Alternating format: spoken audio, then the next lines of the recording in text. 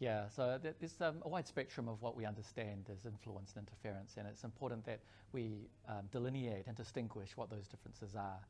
In terms of what happens in terms of influence, particularly with the overseas Chinese communities, is that influence, we really look at things like giving people opportunities, to go to China, to look at the way understand the way that the Beijing government wants to reach out to the overseas communities, how that's all framed up in terms of their interpretation of what is Chineseness and culture, and also just the way that Chineseness is understood is very one-sided.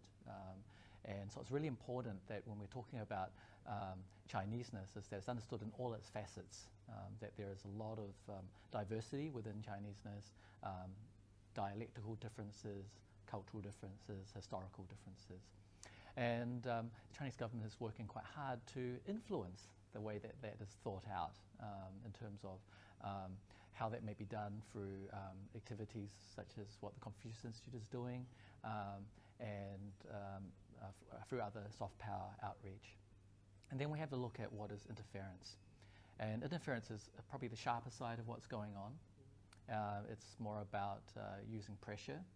It's about using more efforts to sideline or to shout down potential threats to the regime. I guess you could consider them the sticks as opposed to the carrots of how that's being done. So it's really important we understand the difference between influence and interference, and to understand that they are quite different and how we should be responding to those differences. There's a wide spectrum between the two, and I think we need to understand what are the lines that have to be drawn in the sand. What's acceptable to us. There are benefits, to having a good relationship with China, and sometimes the influence there. There's areas of convergence where there can be benefits for both sides.